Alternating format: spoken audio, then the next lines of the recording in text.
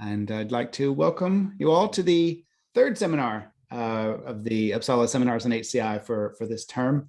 We try to alternate between external and internal speakers, and today our speaker is extremely external in the US, Mauriello, who I think is going to talk about two of his projects over the recent years. Is that right, Matt?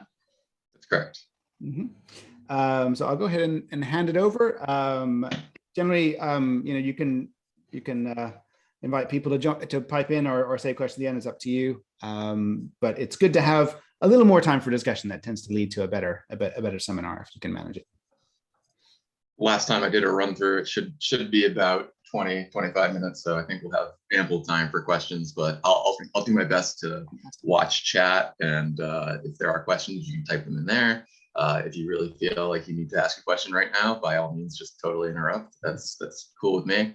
Let me configure myself here. Do screen share. Awesome. And find that chat interface. There we go.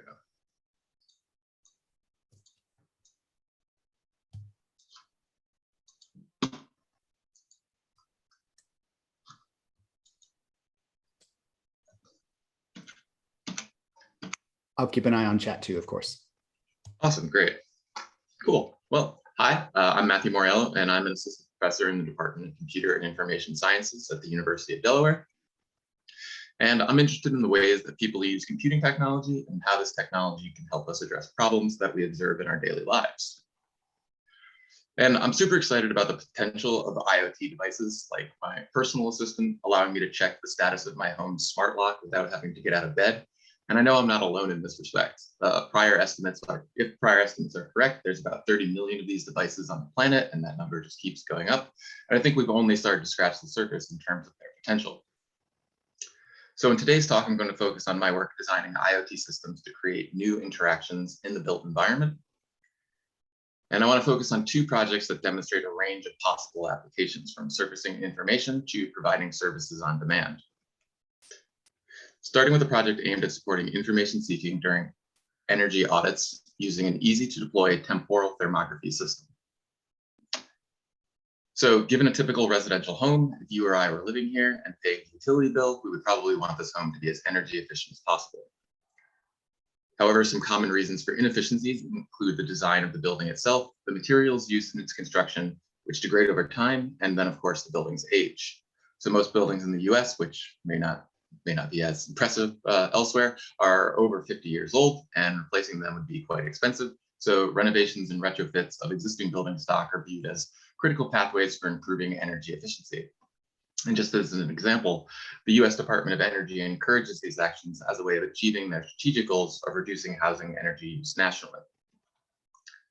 So one practice that's been shown to be effective at raising awareness and motivating retrofits is energy auditing, which helps to identify problems, generate recommendations, and includes additional benefits like ensuring the proper ventilation of on-site equipment.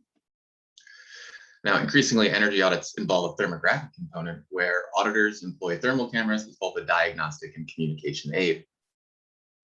Common issues found by thermal cameras include missing insulation in exterior walls, air leakage around windows and doors, and moisture intrusions. So all of these issues tend to be quite common, but are often not visible to the building's occupants until they become a more obvious and costly one. So around the time I was beginning this research, it's estimated that about 3% of homes were audited each year. The most common recommendations made by professional auditors included those fixes of issues that were readily detected by thermal cameras. And the use of thermal imagery in reporting increases the likelihood that clients will actually implement the recommendations that were made during the audit. So the aim with a lot of the research in this area is how do we scale up the use of this technology with professionals, with novices, despite the fact that the practice of building thermography is kind of a laborious activity and it requires training and experience. So towards the goal of supporting these audits with new tools and methods, I conducted studies with novice users, residential energy auditors, and I found that there was a real concern around the current subjective qualitative scanning practices that were used. This led to the development of a system for quantitative temporal scanning and reporting. And some of the research questions here included how does using this temporal thermography system influence homeowners' confidence in their assessments, and how might the temporal thermography system fit in with current professional practices. So now when designing the system, I had several design goals based on the previous work, including that the system must be easy to deploy, non-intrusive in the lives of users, must provide rapid analysis once data collection completes, and needs to help users gauge the severity of the installation problems while providing a holistic report of environmental conditions. To assess installation issues, the system replicates a technique that's similar to time-lapse photography. So here we can see in this diagram, a large thermal camera is placed on a tripod. It's been calibrated and left out overnight to record thermograms at a set interval, so say every 30 minutes. And you'll notice additional sensors set up to measure internal and external environmental conditions of the building being scanned. And this is done to ensure that there's a strong temperature differential between the inside and the outside of the building. This is what allows the thermal camera to observe changes in surface temperatures that may indicate a problem. Now, I took inspiration from recent sensor kits that allow users to collect and interact with data about the built environment, including PhysiKit, which makes air quality and environmental data easy for novices to collect and visualize in the home, and BuildAX, which focus more on facilities managers in non-residential settings. So systems like these reflect the increasing number of IoT devices that allow us to augment our environment, monitor what's going on, and make decisions that impact our comfort at home, our utility bills, and our carbon footprints. So to address the subjectivity issue, I focused on integrating a quantitative assessment method for insulation quality inspections based on a procedure described by Matting in 2008 that reasonably estimates the resistance or R value of wall insulation. That might be U value in Europe, but in the US we use R values, which is really just the reciprocal. Thermographic estimates are then compared to direct contact sensors, which this is the current standard method for doing this kind of insulation inspection. And thermography is of real interest here because it might shorten the assessment window of 72 hours down to about 24 hours. So the system was deployed as an integrated touchscreen device in a custom 3D printed enclosure. It contains sensors for air quality, motion, temperature, humidity, and it also serves as a docking station for a smartphone-based thermal camera. And so the intention here with using the system is that a user would first scan an environment with their smartphone, kind of conduct this qualitative scan, and then dock the camera with this device to investigate the potential issues in a quantitative manner. So the system can be placed on a table, chair, or it can even be attached to a standard tripod. It's calibrated using a target affixed to the surface of the measurement area. There's a little QR code there that the system's looking for to pick up and register, and there's a highly piece of reflective foil to the right of that. The user can select an area of interest on the touchscreen. And then the idea is that the system self-calibrates and offloads that data to the cloud. Once data collection finishes, the results are processed. Each image's temperature values are corrected using a pre-trained neural network to estimate material properties. So what we're looking for is trying to estimate whether or not what we're looking at is made of wood or drywall, or maybe it's glass or a painted surface. And we do this based on the visible images sent during the calibration process. And then, of course, we factor in measurements from that calibration target to correct the temperature values and get a more accurate assessment. So over time, over a 24-hour period, we average these estimates. And once that's done, the system provides an audit report. Now, the report is accessible on any web browser and is presented as a stylized, lightly interactive infographic featuring information, installation performance measurements, thermal comfort measurements, and estimates of air quality. Now, these are all typically important aspects of an energy audit. Installation performance and the sensor data is compared to local building codes and recommendations from organizations like the CDC and the American Society of Heating, Refrigeration, and Air Conditioning Engineers. So additionally, the report recommends a range of mitigating techniques from do-it-yourself fixes to contacting a professional based on the results of the scan. So I validated the system by comparing results to my own surface-mounted sensors and notional values that I confirmed about the targets through destructive testing. Now, reflecting on some of my prior work, I ran 2 studies with the system. The first being with novice users deploying the system in their home. I recruited 5 novice homeowners from the local population. So this is the DC metro area at the time.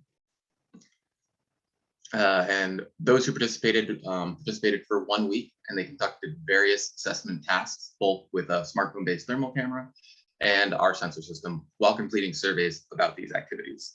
I also followed up with them using a short survey 45 days after participation had ended to assess any long-term impact. Taking this data, I qualitatively coded the survey and interview data to uncover themes. And we can talk a little bit about what we found from each aspect of the study procedure. In this case, the activity with the thermal camera, similar to prior results, novice users conducting qualitative scans with smartphone-based thermal cameras found that they were investigating pre-existing comfort issues, so things they thought in the home were already problematic, drafts around windows and doors, as well as potential installation irregularities. In their surveys, participants noted similar issues around gauging the severity of the problems that they found. So for example, one participant wrote, there are some cold spots in the office, but it's hard to tell if it's just because it's unheated or that there's some big gaps in the insulation.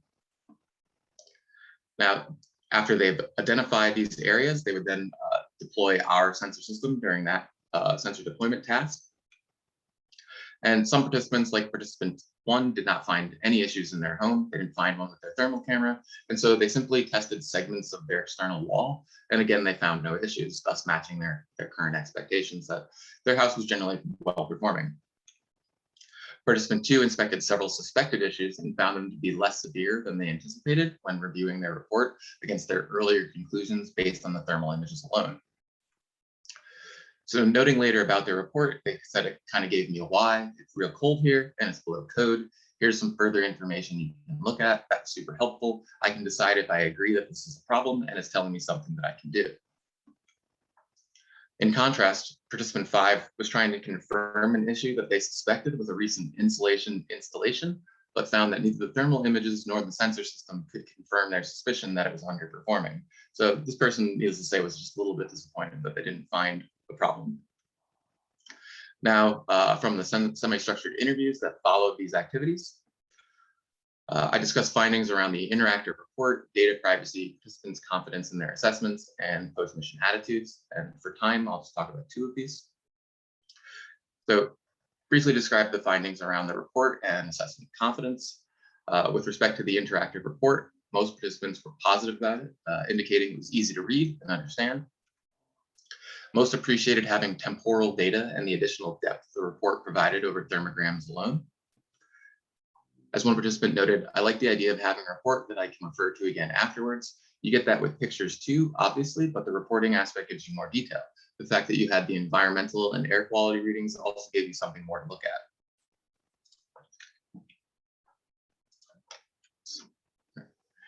And 3 participants envisioned using this data as a tool for discussing improvements with professional service providers. And they viewed this as advantageous because, as one described, if there's a big problem, that's a thing I want to fix, but I don't trust that some guy is coming in and not trying to sell me on repairs. Now, I noticed that participants self-reported increased confidence in their assessments in cases where the system confirmed a problem. However, the 2 participants who did not or could not confirm any issues became more neutral, or their opinions of the issue were just simply unchanged. So there's still some work to do here around framing negative results as it's effectively a good thing. But as I mentioned earlier, people really want to find problems, which has been observed in other areas of citizen science.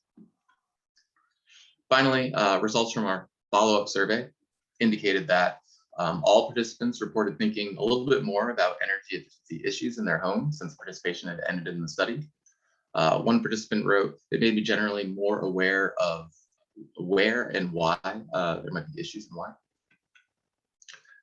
And while a few participants had made minor repairs, most noted that large fixes like insulation require a lot more money and planning. And as one participant concluded, I'd say it's kind of too late for a homeowner unless you're about to do a renovation. So this indicates that timing is very key in terms of the delivery of this information, and also that perhaps 45 days is too soon to follow up with someone on these sort of larger issues. So that was a very brief overview of the novice field deployment.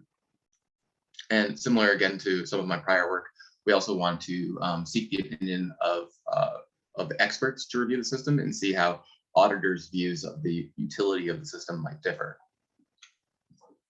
So for this study, I recruited another 5 professional energy auditors, again from the local DC population. And I presented them with several design probes based on prior residential deployments. They also were able to get an interactive demo of the system and review some of the data that we collected in study 1, so some of the things that came up in the other homes of the Novice study. In the interest of time, I'll just kind of go through the pros and cons from what we learned from auditors. And so typically, in terms of raising awareness, professional auditors were positive about the potential for the system to raise awareness of energy efficiency issues with residential clients. They were also positive about the system providing them with reliable longitudinal data about the home, about performance in the home. So if these were set up long-term, that could be a really interesting source of data for them. And finally, auditors viewed clients approaching them with data in hand as a potentially positive way to begin auditor-client relationships, which when reflected against homeowners' desires, I think this shows a potential energy or area of synergy for both parties. However, auditors were concerned about a few issues, particularly installation and coverage. So ensuring proper installation of the system in the homes and increasing the coverage of the system was very important to them. For example, deploying the system near a combustion source, say like in the kitchen, could render the air quality data invalid. Moreover, they were concerned that the reporting feature may not result in actions, as often their own reports proved ineffective in this respect. So this work was presented in CHI 2019, and it's early human-centered study of emerging quantitative assessments using low-cost IoT to support information seeking during residential energy audits. I believe that increasing homeowner agency opens up new opportunities in the space, particularly in auditor-client relationships. But while I saw some DIY solutions enacted, motivating larger structural changes remains difficult due to cost. So while conducting this body of research, and this study has been going on for a number of years, I led a really great team that included high school students, undergraduate students, graduate students, working in areas like HCI, building science, and computer science.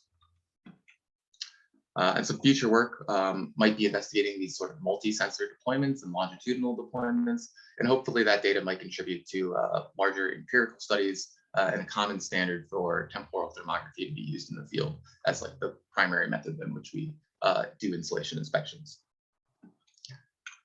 So we've been discussing IoT for supporting residential energy efficiency, and the next project focuses on resolving common frustrations in the built environment. So by providing an indoor navigation support service on demand. This work focuses on indoor navigation in everyday situations, which despite a lot of research in this area is still a common problem, particularly in sufficiently complex buildings that many of us probably interact with regularly if we're exploring like university campuses and things like that. And this is a project in collaboration with Adobe Research. So most of the research in this area focuses on less than everyday buildings. So things like airports and shopping malls. And indeed, these places can be nightmares to try and find your way around in. And the solutions range from outfitting buildings with large digital displays with interactive maps to using Bluetooth beacons that can be accessed via a smartphone application. Now, there are trade-offs in terms of supporting users. Some criticisms of indoor cell phone navigation apps include that users dislike having to actually use their phones in these environments because they're crowded and congested, and you're generally making a lot of tight, small turns. But it's also distracting. However, the convenience of having one of these apps is typically worth it. However, a big barrier to using these systems more broadly in everyday use is that they are quite expensive to deploy. So my colleagues and I began asking how we might go about to design a low-cost, scalable IoT system that improves indoor navigational performance and keeps users engaged in the environment. And if this is effective, then I also view this work as a potential platform for manipulating wayfinding experiences, which I'll get to a little bit later in this talk. So to answer these questions, I led a formative survey study, designed a prototype system, and conducted an evaluation comparing our system to posted maps, the most common solution in buildings sufficiently complex to warrant them. So first, I'd like to briefly discuss the results from our formative study. So here, my colleagues and I recruited 58 participants who were asked to describe their experience navigating unfamiliar indoor spaces, their experience navigating office environments, as well as their perceptions of different technology interventions. So I'll just briefly touch on some common reasons for navigational challenges, which include confusing layouts, difficulty orienting on posted maps, lack of appropriate signage, and confusing naming and numbering conventions. And probably a lot of us have encountered some of these problems before. Now, based on the results of our survey study, we decided to prototype a low-cost LED display using inexpensive microcontrollers, digital LED strips, and a battery, mainly to avoid cutting into the building's electrical system so we could actually deploy for experiments. My team and I constructed each one of these indicators by hand for about $10 per unit. And from using this system, we prototyped visualizations that could deliver routing information. And the navigation task of our evaluation typically involved a participant coming into a central lobby on a floor plan. They'd have available to them a posted map. We provided them with a cell phone where they could select conference rooms and office rooms around the floor. And then to keep them engaged in the environment, they can put their phone away. They can navigate freely. They could still be chatting with someone as they're going along. And the idea is as they get close to their destination, the indicators change into this kind of green blinking box, and that indicates like the door somewhere that you're looking for is somewhere around here. And typically what we did was we posted a little code on each door, and they would put that into the app, and that's how we would track how long it took them to complete each task in our evaluation. So the displays communicate as a small mesh network to display appropriate routing information. This is provided by a central server. So once the destination information is received, this could be by a mobile phone, but the system, once it's to the server or once it's to the cloud, the system doesn't really care what mobile device it's interacting with. So this could be a tablet or this could be some other service. And that's kind of the idea, is that this could augment building navigation, current building navigation, and kind of be agnostic to the device that's giving its input. And that's basically a quick overview of the prototype system. So now I'll just turn to how we evaluated it. So the evaluation was conducted on a large floor of an office building on the Adobe Research Technology campus. In this evaluation, we asked, does our system lead to performance improvements over posted maps? Does route complexity or display density impact performance? And what might this mean for scalability? We used a 3x2 within subject design with factors for indicator density, none, low, and high, as well as route complexity, simple and complex. So what that means is essentially we altered the number of display units that were on, shown here as the little green dots, and sent participants down complex and simple paths, shown in red and blue. The complexity of the route was determined by the number of decision points to get to each location from the central elevator, and conditions were counterbalanced using a balanced Latin square. So three participants were randomly assigned to each of the 6 orderings of tasks. The member of our research team collected height and gait information from each participant, timing and task load data for each individual task, as well as conducted a post-study interview where participants evaluated the system using the system usability scale. So this is an overview of the speed data as a beam plot, which shows the distribution of participants' speed in miles per hour for each task. In the paper, we convert that to meters. Faster is to the right and better. The pink line marks the average speed across all participants in each condition. And from the plot, we can see how normal the data might be in certain conditions. We can also identify potential outliers. And one observation about this data is that the high condition seems to perform well overall, with less variance and fewer outliers compared to the low and none conditions. And as part of our analysis, we looked at whether these differences were significant using a 2-way repeated measures ANOVA. And the results regarding the density factor indicate that participants were fastest in the high indicator condition versus low and none, and that the effect of changing the density of indicators was significant. However, the effect is likely not monotonically correlated, as we can see that participants perform better in low and simple and worse in low and complex, suggesting that fewer lights may be more helpful in simpler routes, but in more complex routes, higher density is more useful. To further examine the effectiveness of high density conditions, our primary factor of interest, we did a post hoc analysis on the none versus high conditions using a right-tailed paired t-test, and found this increased speed to be statistically significant over posted maps. Next, a look at route complexity. We see that participants achieved faster speeds in the complex route condition, possibly because the routes were farther and they had longer stretches of walkway to gain speed. And between both factors, there was also a significant interaction effect. So from this data, we conclude that the system offers speedups over posted maps, and task complexity is likely to determine the number of display units that are active, but the most complex tasks will likely influence the total number of units that are needed to be installed. And so this is kind of a bummer for the scalability, because it still likely means we need a lot of these display units, and we need to be careful about how they're placed for each task. So really quickly, to take a look at our task load data, it's kind of some good news here. The system in all cases appears to lower cognitive load during wayfinding tasks. And from our qualitative feedback, participants indicated that they enjoyed using the system. They reported improved confidence during navigational tasks. As one participant mentioned, you feel more confident when you're working with it. Using the maps gives you a rough idea, but not a sense of the direction. So this fills that gap and helps out a lot. And participants appreciated the aesthetics and how well the system fit into the space without being too distracting. As one noted, it's just part of the environment and it's visually pleasing, so that's a good sign. So in this work, I explored how a low-cost IoT system can deliver similar benefits ascribed to high-cost solutions.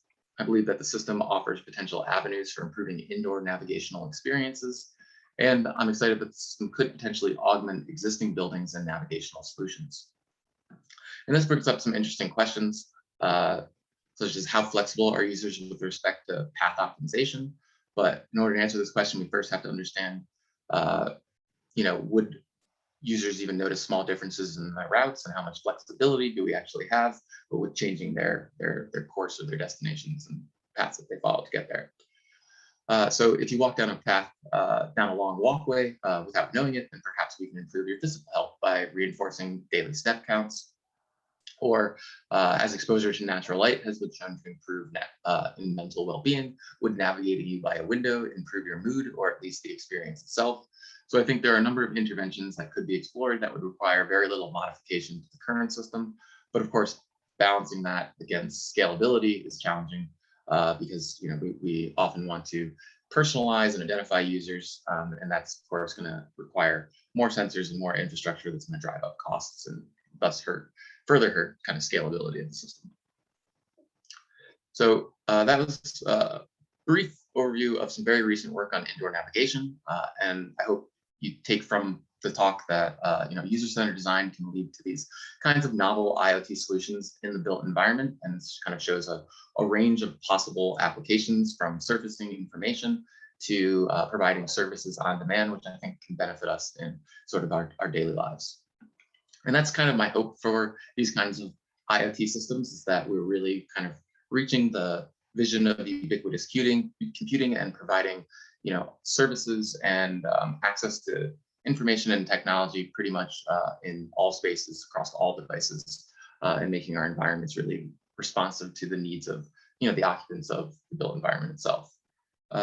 So with that, thank you for listening, and I guess we'll turn it over to the Q&A portion of today's talk. Thanks, Matt. That was great.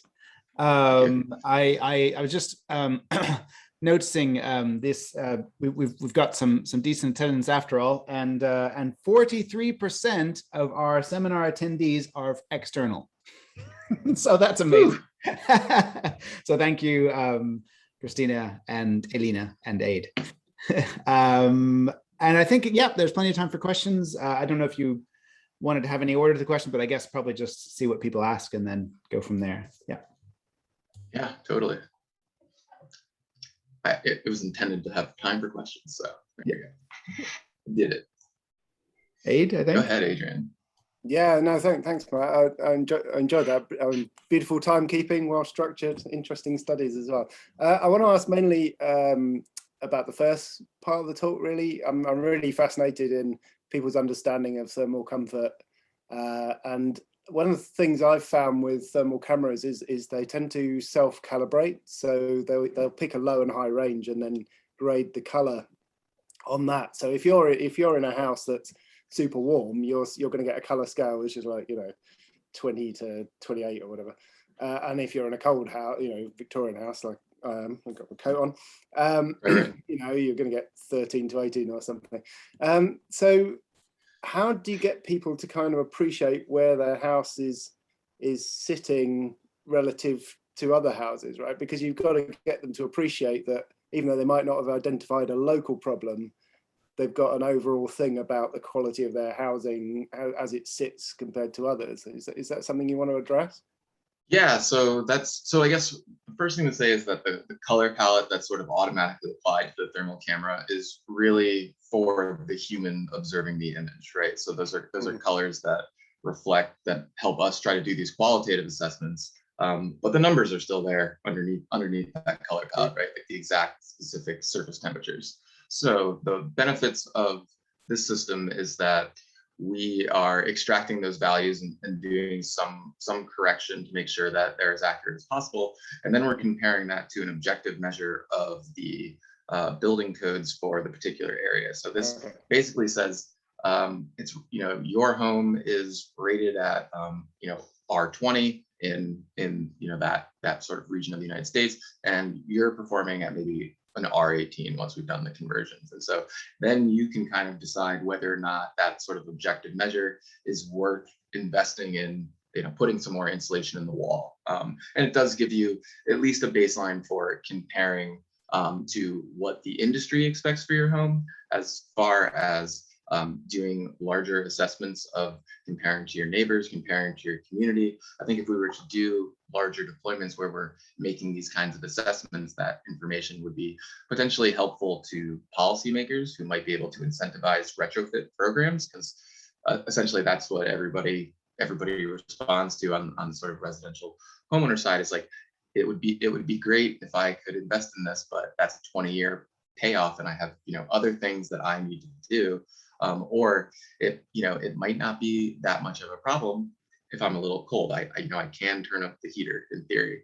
And so certainly I think to some degree aggregating that information and making it relevant to people who maybe care more about the aggregate building stock would be potentially more helpful than simply delivering that on a case-by-case basis to homeowners who have slightly different priorities. Yeah, because it comes down to affordability, and the return on investment on insulation is pretty long. And as you say, right, the policymakers and people have no idea, right? And adjacent houses can be completely different depending on what people have done to them. So I think that's. I think I had one gentleman say, I did like a reconstruction a few months or maybe a couple of years ago, and it's like this information would have been really helpful back then when I was already planning to do stuff. Yeah. But that's true, right? Like sometimes you can, you have a good contractor, maybe they open up a wall and they're like, oh, you could use some more insulation here, and it's a good time to do it.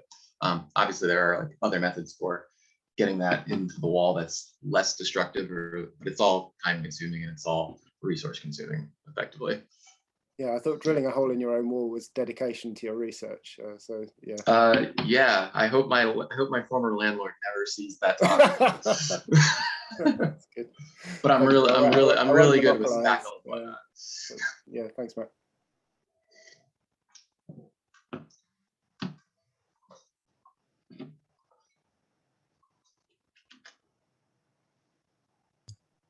If there's no other questions, I've got. Oh, do you want me to ask another one? No, I've got one. I was interested by what you were saying about people being, maybe some of them were a little bit disappointed they didn't find what they were looking for in a way, I guess you kind of, these were I guess some of these participants already suspected issues or appreciated the impartial result that came rather than asking a tradesperson to come in and assess and then sell them something.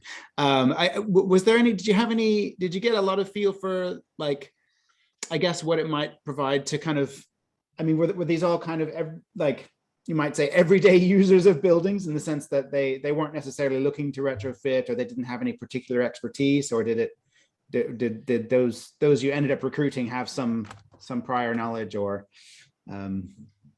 Yeah, that's a good question. I would say in the last study, in the last study with the temporal scanning system, most of those homeowners didn't really have like any kind of like repair background, right? Like they weren't really like do-it-yourselfers or anything like that. In some of the prior studies, so I guess over the course of that whole project, we probably interfaced with 50 or so people, like homeowners and professionals and things of that nature. And some of them obviously had more experience than others, and they had different perspectives. But in that last study, yeah, no one really had repair experience. But the first participant, for example, they had, as I recall, they had just purchased their home. They'd been living in it for maybe like four months or so.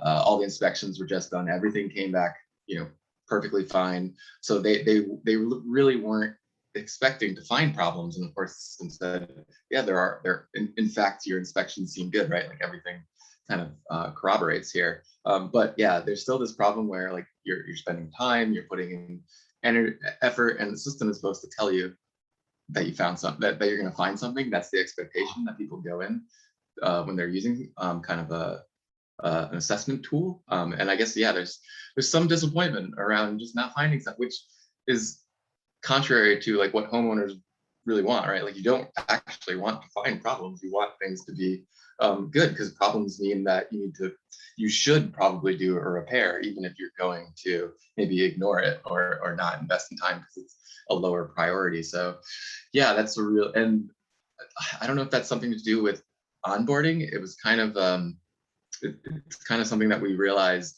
later during the interviews that, oh, some people actually seem disappointed, and I don't know if I should have spent more time up front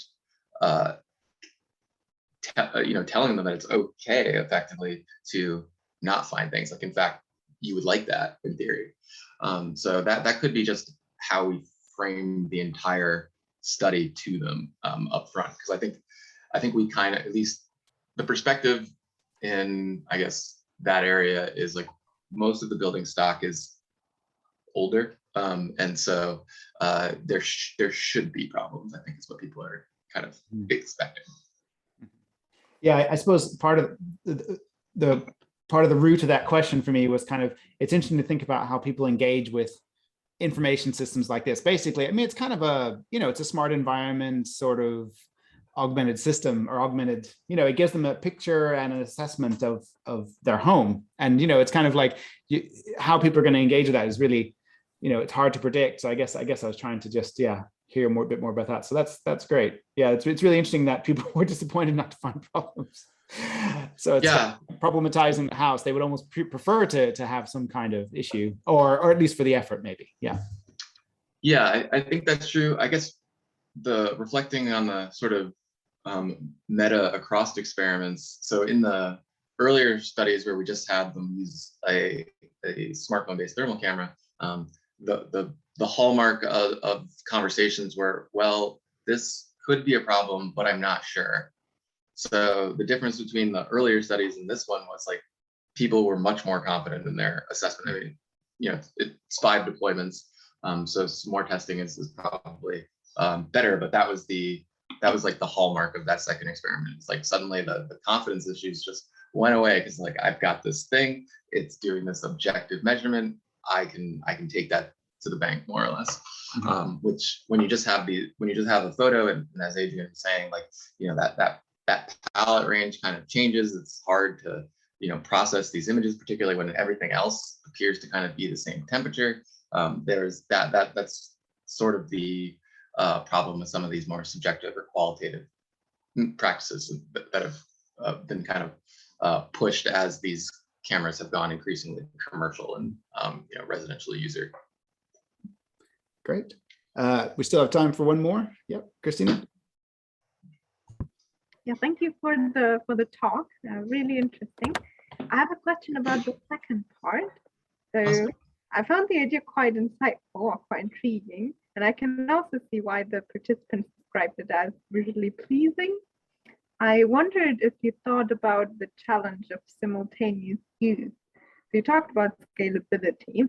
And if I imagine in the airport or a train station, and there, being lots of people wanting to go in different direction and maybe even opposite direction, how would that work? Yeah, so we talk a lot about multi-users being kind of the one deficiency of that system in the paper. There are a few potential avenues.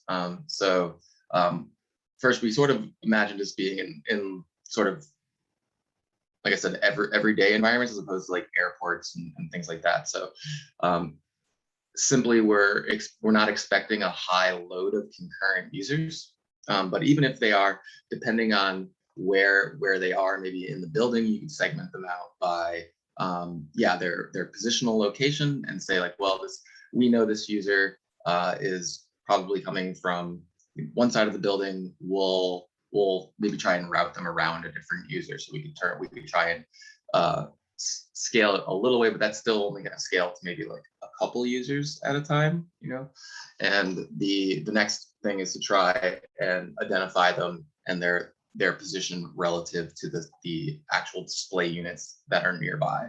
So we could try to say, oh, this person is approaching this location. Let's configure all these markers for them as they're approaching it, and then try to predict the person, the second person in the system as they're maybe approaching that same location.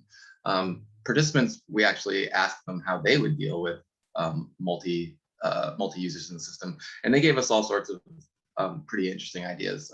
Certainly assigning people colors and being able to display different colors on the system, or doing time slicing on the system so that we could display for one user for maybe a few seconds and then switch to the other user in a different color and kind of do that. So there are a few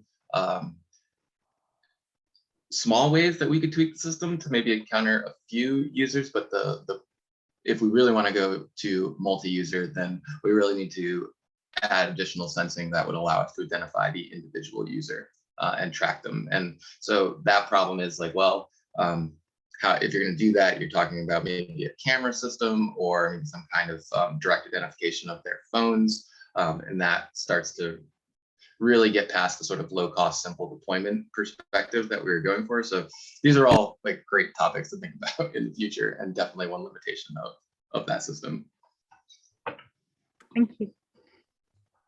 Great. We're at 2 o'clock here in Sweden, so we'll have to stop there. But thanks again to Matt for the wonderful talk. It's been a great addition to the series, and thanks to all of you for coming. I would hang around. Normally I do in chat, but I've got actually to go to something else in 15 minutes. So yeah, I'm gonna grab the chat real quick. Thank you all for coming. It's fun. Yeah, that's great. But just so I can maybe read some of these things next.